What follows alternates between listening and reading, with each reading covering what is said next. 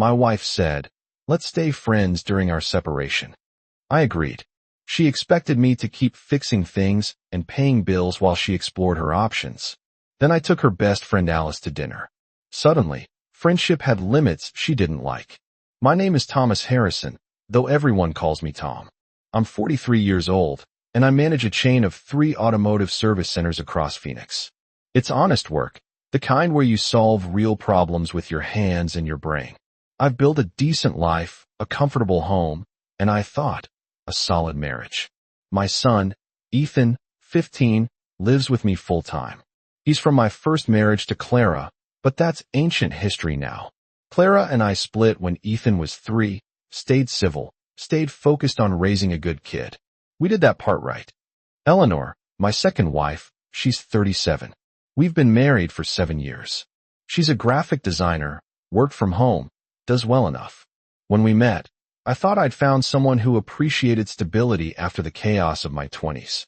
She seemed to value what I brought to the table. Reliability, hard work, a steady hand. I was wrong about that last part. That Tuesday, I was replacing the torque converter in my truck. The garage smelled like motor oil and old coffee. My hands were black with grease, and I was focused the way you get when you're solving a mechanical puzzle. Then I heard her footsteps. She was holding a glass of wine, wearing yoga pants and that oversized cardigan she loved. She looked relaxed, almost too relaxed for what came next. "Tom," she said, her voice casual, like she was about to ask me to pick up milk. "I've been thinking, maybe we should separate for a while. You know, take some space, but we can stay friends, right?" I didn't drop my wrench. Didn't even flinch. I just kept turning the bolt, listening to the click, click, click of the ratchet.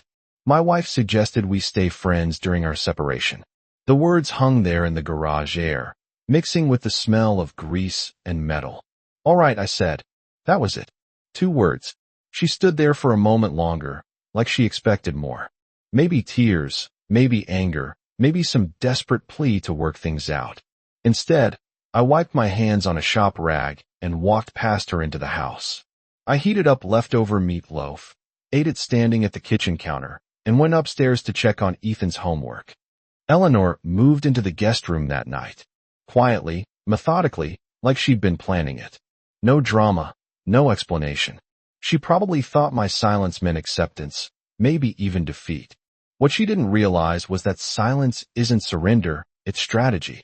And I'd just agreed to play a game where I already knew all the rules because she'd written them herself.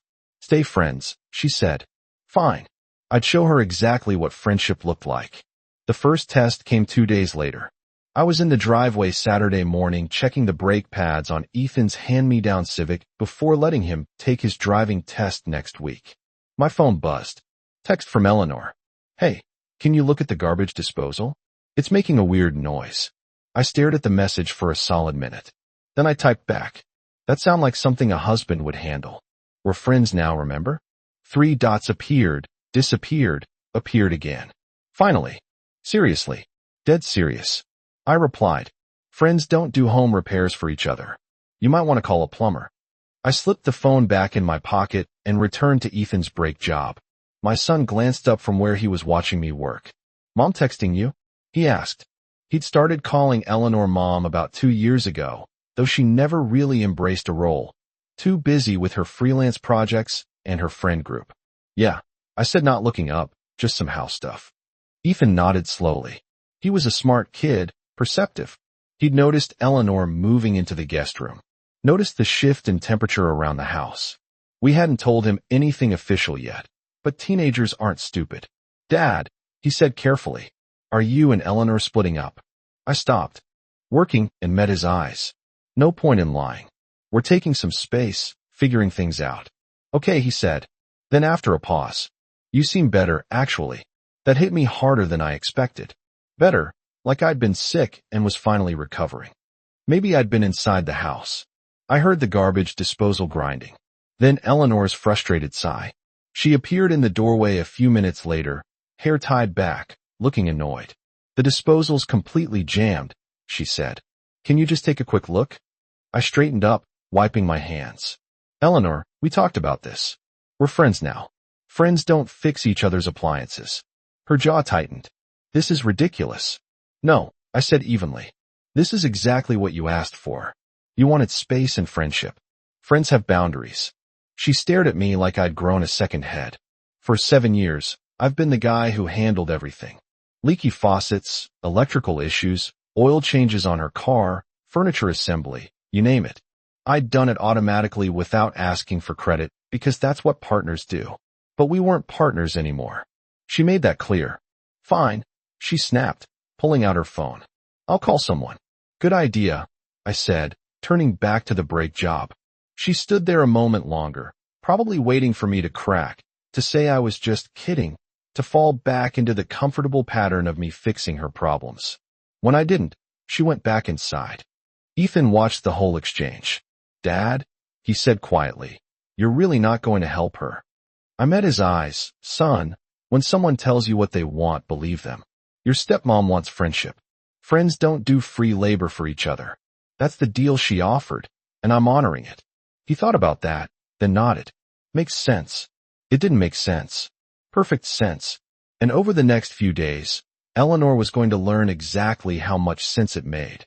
That afternoon, I went grocery shopping for one. Well, 1.5, counting Ethan. I bought steak, fresh vegetables, good coffee, the protein bars I liked. Nothing Eleanor used. No fancy cheese, no organic oat milk, no gluten-free crackers. When I got home, she was in the kitchen, probably expecting me to unload groceries for both of us like I always did. Where's the rest? She asked, looking at my 3 bags. This is it, I said. My groceries, she blinked. What about the oat milk and the hummus? I like we're friends now, Eleanor, I said calmly. Friends buy their own groceries. The look on her face was priceless. Eleanor's work event was scheduled for Saturday evening at our house. She'd been planning it for weeks, some networking thing with her creative agency colleagues. Normally, I'd help set up, play host, make sure everything ran smoothly. Not this time. Friday night. She cornered me in the living room with her event planning notebook. So, tomorrow I'm thinking we can set up the folding tables on the back patio, Eleanor said. And maybe you can grill some chicken skewers. Everyone loved those last time. I looked up from the carburetor I was rebuilding on the coffee table. Yeah, I brought my work inside, my house, my rules now. I won't be here tomorrow, I said simply. Her pen stopped midnight. What do you mean you won't be here? I'm spending the evening out. Friends respect each other's space, right? This is your event. Tom, this is our house. Actually, it's legally mine, I said calmly. I bought it before we married, but you're welcome to use it for your party. I'll be back around 10 o'clock. Her face went through several shades of red. You're seriously going to leave me to handle this alone? You're a capable adult, Eleanor. You'll figure it out. Saturday afternoon, I watched her scramble. The catering she planned to do herself wasn't coming together. The bar setup looked amateur. She kept glancing toward the garage, probably hoping I'd cave and help. I didn't. At 5:30, I grabbed my jacket and keys. Ethan was already gone to a friend's house. Smart kid, where are you going? Eleanor demanded, hands covered in some kind of appetizer mishap. Out with a friend, I said. Have a great party. I drove to Alice's apartment across town. Alice Sinclair, Eleanor's best friend since college. The one who'd always been friendly, maybe a little too friendly. The one who'd been texting me the past few days, asking if I was okay, if I needed to talk. She opened the door wearing jeans and a simple black top. Hair down, no makeup. Real, not performed. Tom, hey, she said, smiling. Come in. We'd agreed to grab dinner. Nothing fancy. Just 2 friends getting Thai food and talking. She'd been divorced 3 years ago. Understood what it felt like when a marriage ended quietly instead of explosively over pad thai and spring rolls. Alice asked the question I've been waiting for. So Eleanor really just asked for space. Just like that. Just like that. I confirmed. So we should stay friends. Alice shook her head. That's so Eleanor. She wants the safety net without the commitment. Well, she's learning that safety nets have limits. Alice laughed. Really laughed. I bet she is. We talked for 3 hours about life, about work, about how sometimes the person you marry isn't the person you thought they were. It was easy, comfortable, no performance, no walking on eggshells. Around 9, Alice took a photo of us at the restaurant. Casual, friendly, my arm resting on the back of the booth behind her. Nothing scandalous, but definitely not nothing. Mind if I post this? She asked. I smiled. Not at all. She posted it to Instagram with a simple caption. Good company, good conversation. I got home at 10:15. The house was a disaster. Half-empty wine glasses everywhere, food remnants. The kitchen looked like a crime scene. Eleanor was sitting on the couch, still in her party clothes, scrolling through her phone. She looked up when I walked in. Her expression was cold, calculated. Nice evening, she asked. Great, actually. You? She held up her phone, showing me Alice's Instagram post. Want to explain this? Two friends having dinner? I said that's what we are now, right? Friends. Friends can have dinner with other friends. Her jaw clenched. That's my best friend. Tom, I said, your best friend. You might want to check how good of a friend she really was. I walked upstairs, leaving her with a mess.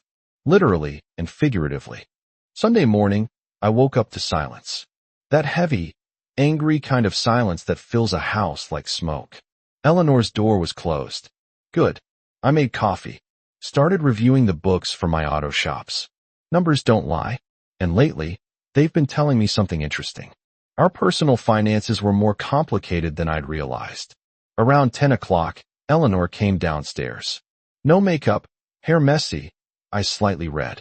She'd been crying or hadn't slept. Maybe both. We need to talk, she said, voice tight. About I didn't look up from my laptop. About you parading around with Alice. About you humiliating me in front of my friends. Now I looked up. Humiliating you. I had dinner with a friend. You know that thing you said we should be. She's my friend, Tom. So, I can't have friends. That seems controlling for someone who wanted space and independence. Eleanor's hands were shaking. This is different, and you know it. How? I asked, genuinely curious. Explain to me how me having dinner with Alice is different from you asking for a separation. Help me understand the rules you're playing by. She couldn't. She just stood there opening and closing her mouth like a fish. That's when my phone rang. Clara, my ex-wife. Hey, Clara. I answered, putting it on speaker. What's up? Clara's voice came through clear and professional. She'd always been direct. Tom, Ethan left his biology textbook here. I'm dropping it off in 20 minutes. That okay? Perfect. Thanks. Also, Clara continued, he told me about you and Eleanor separating. I'm sorry to hear that, but honestly, you seem better already. Ethan said, you're more like yourself. Eleanor's face went white. Thanks, Clara. I appreciate that. See you in 20. I hung up and met Eleanor's eyes. Even my ex-wife can see I'm better without this situation. That tell you anything? Your ex has always hated me. Eleanor spat. Clara doesn't hate anyone. She's just honest, unlike some people. I stood up and grabbed my keys. I'm going to check on shop number 2. The manager reported some inventory discrepancies. I need to review. We're not done talking, Eleanor insisted. Yes, we are. Friends don't owe each other explanations. Remember? I walked out, leaving her standing in the kitchen. As I drove away, I felt lighter than I had in months. Later that afternoon, I sat in my office at the main shop, going through credit card statements I'd pulled from our joint accounts. What I found made my blood run cold, then hot, then cold again. Eleanor had a separate credit card I didn't know about. Over $23,000 in charges over the past 18 months. Designer clothes, spa treatments, weekend trips with friends, expensive dinners I'd never attended. She'd been living a secret life on credit, probably planning this separation longer than I realized. The house of cards was falling, and I was going to make sure I wasn't buried underneath it. Thursday evening, Eleanor was waiting for me when I got home from work. She stood in the living room, arms crossed, phone in hand. Behind her, Alice's Instagram post was pulled up on her laptop screen. We need to talk about Alice, Eleanor said, voice tight. I set down my keys. What about her? You're sleeping with her, aren't you? No, I said simply. We had dinner.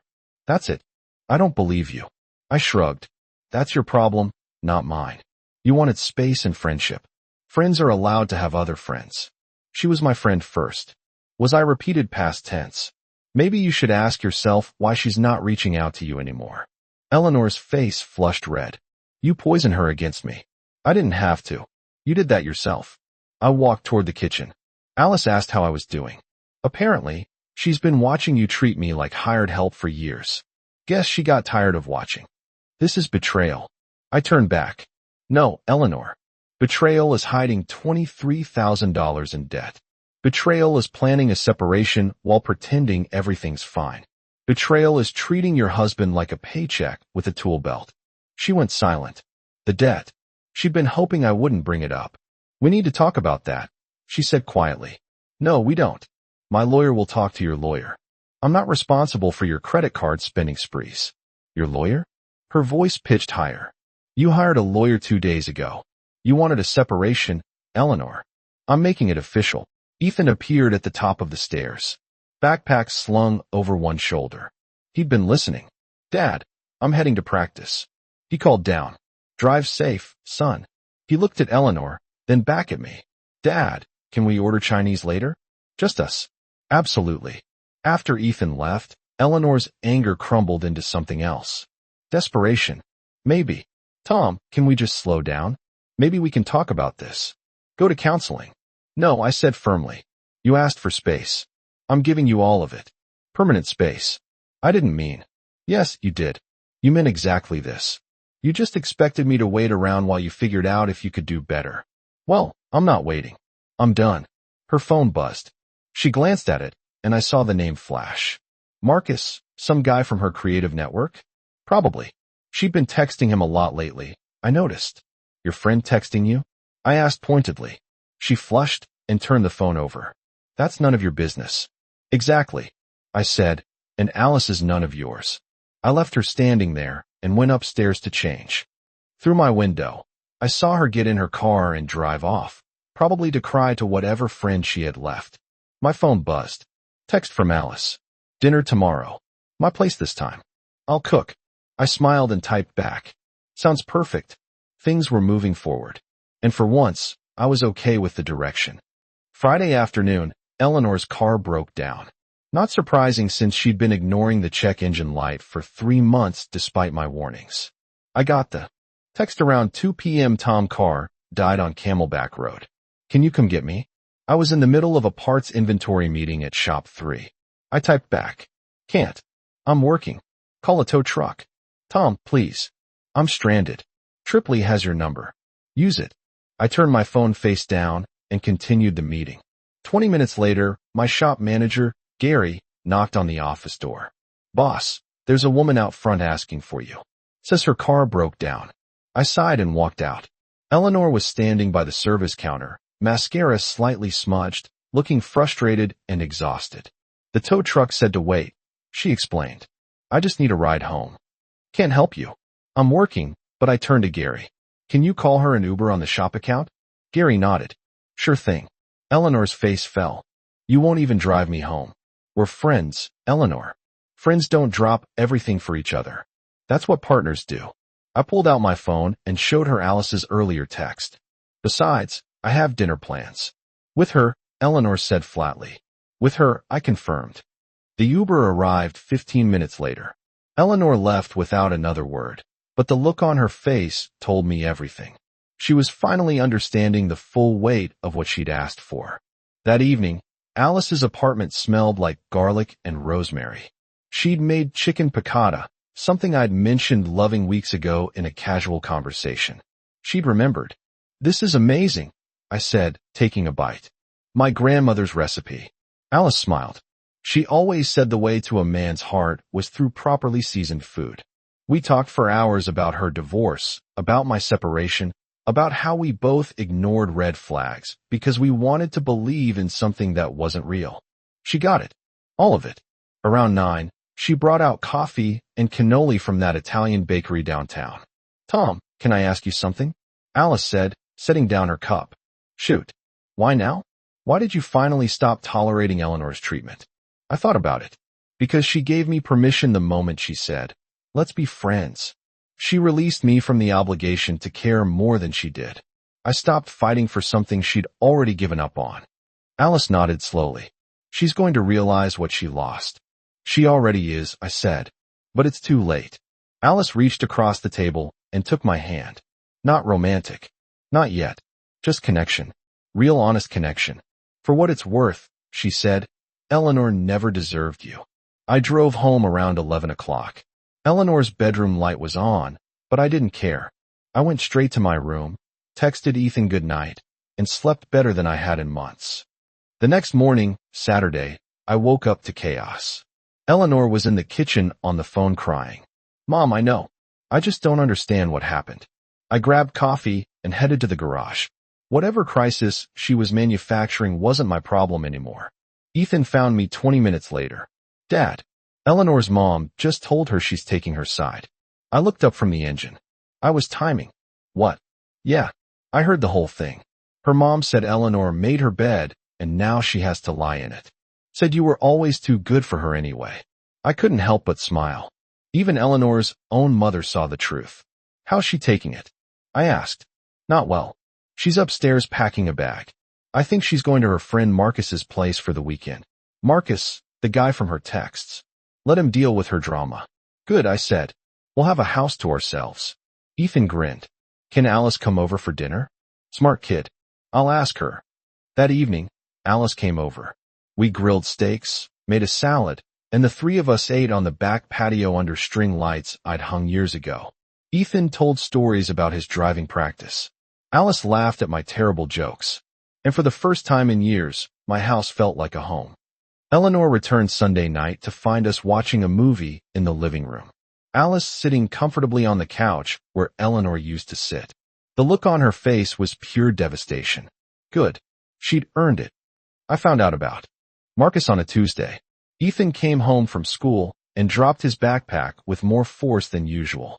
You okay, son? I asked from the kitchen where I was prepping dinner. Eleanor brought some guy to my track meet today. He said flatly. I set down the knife. What guy? Marcus something said he's a creative strategist, whatever that means. He was wearing like 3 necklaces and talked about his startup the whole time. I almost laughed. How'd that go? Mom showed up too. She saw Eleanor with this guy, and they had words in the parking lot. It was awkward. Clara had gone to Ethan's meet and seen Eleanor with her new boy toy. This was getting interesting. What did your mom say? She pulled me aside after and said your dad deserves better than this circus. Then she asked if you were doing okay. What did you tell her? Ethan smiled that you're doing great. That Alice comes over and you actually laugh now. That evening, Clara called me directly. Tom, I'm not wanting to get involved, but I saw Eleanor today with some man-child who looks like he shops at thrift stores. Ironically, I couldn't help it. I laughed. That's Marcus, her new friend. Friend, Clara repeated skeptically. Right? Well, for what it's worth. She looked miserable trying to impress him, and he looked like he was already planning his exit. Thanks for letting me know, Tom. Clara said, voice softer. I mean this genuinely. You seem different. Better. Ethan says you're actually present now. I am.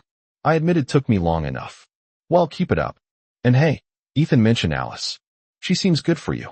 After we hung up, I sat there for a moment. My ex-wife was rooting for me. My son was happier. Alice made me laugh. The only person miserable was Eleanor, and that was her own doing. Friday night, Alice and I took Ethan to his son's game. We got decent seats, ate overpriced hot dogs, and just enjoyed ourselves. Ethan and Alice got along effortlessly. She asked him about school, actually listened to his answers, treated him like a person instead of an obstacle. On the way home, Ethan fell asleep in the back seat. Alice looked over at me. You got a great kid, she said. Thanks. He likes you. I like him too. She paused. I like this. All of it. I reached over and took her hand. Me too. When we got home, Eleanor's car was in the driveway. Through the window, I could see her and Marcus arguing. His body language was all defensive. Hands up, backing toward the door. We walked in just as Marcus was leaving. He brushed past us, practically running to his car. Eleanor stood in the kitchen, makeup smeared, holding a wine glass. Have a good evening? I asked mildly. She glared at Alice, then at me. He left just like that. Said I was too intense, and he wasn't looking for anything serious. Alice squeezed my hand, then said, I'll wait in the car. After she left, Eleanor turned to me. Are you happy now watching me fall apart? No, I said honestly. I'm just indifferent. Your choices, your consequences. That should be me, she whispered, gesturing toward where Alice had stood. We should be going to games together, being a family. We could have been, I said. But you chose different. You wanted space, wanted a friendship, wanted to see what else was out there. Well, you found Marcus. How'd that work out? She had no answer. I walked back outside to Alice, leaving Eleanor alone with her choices. Monday morning, my attorney called. Tom, we're ready to file. I've drafted the separation agreement. Given the house is yours, the debt is hers, and you have clear documentation of separate finances. This should be straightforward. Do it, I said. The papers were served Tuesday afternoon. Eleanor received them at home, signed for them, then immediately called me at work. You're really doing this? She said, voice hollow. Yes, just like that. No discussion, no trying to work things out. Eleanor, you ended this marriage the day you asked for space. I'm just making it official. What about the house? Mine. Owned it before we married. The car. Which one? Your Prius is yours. My truck is mine. What am I supposed to do? Her voice was rising. Panic setting in. Figure it out. Like an adult. You've got 60 days to find a new place. 60 days? Tom, I can't afford. Not my problem. You wanted independence. Here it is. She hung up without another word. I went back to my work. That evening, I came home to find Eleanor packing. Not everything, just some clothes and essentials. She was moving to her friend Victoria's place temporarily. Couldn't afford her own apartment yet. The business is doing well, I said, watching her pack. She turned hopeful for a moment. My accountant says we're up 15% this quarter. Finally got that expansion deal I wanted. Her face fell. She'd always dismissed my business ambitions. Said I was thinking too small. Now that business was securing my future while she scrambled for stability. Good for you, she said bitterly. It is good for me. Turns out when you're not constantly stressed about your home life, you perform better at work. Ethan came home, saw the suitcases. You leaving? Eleanor nodded. Just for a bit. Staying at Victoria's. Okay, Ethan said simply. No emotion, no plea for her to stay. He went upstairs to his room. Eleanor looked at me. He doesn't even care. You never made him feel like he cared. I said, kids notice that stuff. She left an hour later. The house felt immediately lighter, like someone had opened all the windows after years of stale air. Alice came over that night. We made dinner together. Something simple. Pasta, garlic bread, salad. She moved around my kitchen like she belonged there, and it felt natural. How are you doing? She asked while we ate. Honestly, I feel free. Good, she said, smiling. You deserve to feel free. After dinner, we sat on the back patio under the stars. She leaned against me, and I wrapped my arm around her. Tom, she said quietly, I know this is all still fresh, the divorce and everything, but I want you to know I'm not going anywhere. I kissed the top of her head. Good, because I don't want you to. Inside, my phone buzzed. Text from my attorney. Eleanor's lawyer responded. She's not contesting anything. This should be finalized within 90 days. 90 days, 3 months until I was completely free. I looked at Alice, thought about Ethan upstairs finally relaxed in his own home. Thought about my business growing, my health improving, my life finally moving forward. Eleanor had asked for space. I'd given her all of it. And in that space, I'd found something better, something real, something worth keeping. The divorce papers were finalized on a Thursday morning in October, 87 days from the moment Eleanor asked for space. I signed them at my attorney's office, calm and clear-headed. Eleanor signed them at her lawyer's office across town, probably crying. That evening, she showed up at the house, my house. She still had a key, though I'd be changing the locks tomorrow.